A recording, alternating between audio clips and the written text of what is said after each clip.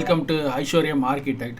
இன்றைக்கி வீடியோவில் நம்ம வந்து திருவள்ளூரில் நம்ம கட்டிகிட்டு இருக்க வீட்டோட பிளான் பார்க்கலாம். அதோட 3D பார்க்கலாம். நீங்கள் இது வந்து 20க்கு 28 அப்படிங்கிறது இந்த வீட்டோடைய சைஸு. ரொம்ப காம்பேக்டான இடத்துல இந்த வீட்டு பிளான் நம்ம பண்ணியிருக்கோம். இதில் பார்த்தீங்கன்னாக்கா கிழக்கு பார்த்த மாதிரி வாசப்படி உள்ள வீடு இது. இதில் வடக்கு உள்ளவங்களுக்கும் பயன்படுத்திக்க முடியும், அந்த மாதிரி தான் அமைப்பு இருக்குதுல. இது பார்த்திங்கன்னா கிழக்கு பார்த்த வீட்டோடைய என்ட்ரன்ஸு. ஃப்ரண்டில் பார்த்திங்கன்னா ஒரு சின்ன வராண்டா கொடுத்துருக்கோம், 4க்கு 11:45 அந்த மாதிரி. அதுக்கப்புறம் உள்ளரை என்ட்ரானோன்னா நமக்கு லிவிங் ரூம் வருது. அது வந்து 14:30க்கு 11:45 அந்த மாதிரி வருது.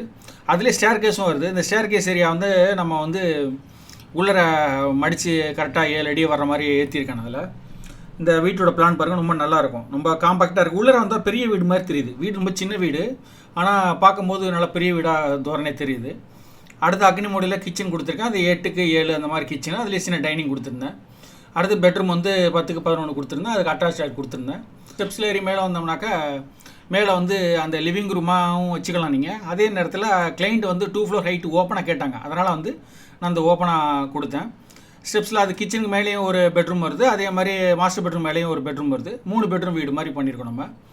இதில் வந்து பால்கனி கொடுத்துருந்து வெளியே கொடுத்துருந்தேன். ஆக்சுவலாக கிளைண்ட் என்ன கேட்டாங்கன்னா, உள்ளுக்குள்ளேயே எனக்கு அந்த பால்கனியை வந்து எனக்கு வேண்டாம், உள்ளுக்குள்ளேயே எனக்கு லிவிங் ரூமாக வேணும்னு கேட்டாங்க. அதனால் நாங்கள் பிளானில் சேஞ்சஸ் பண்ணி கொடுத்தோம். ரொம்ப காம்பாக்டான வீடுகள் பண்ணதில் இந்த வீடும் எனக்கு ரொம்ப பிடிச்ச வீடு. இந்த வீடு ஃபினிஷ் பண்ண பிறகு நான் அதுக்கப்புறம் ஒரு வீடியோ போடுறேன், நீங்கள் பார்க்கலாம்.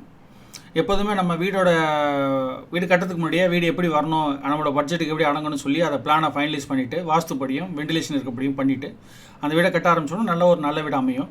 இப்போ இந்த வீடை வந்து 3D எல்லாம் பாருங்கள். கிளைண்ட்ஸ்க்கு நான் அனுப்புனது இது நான் அப்டேட் பண்ணுறேன் இங்கே.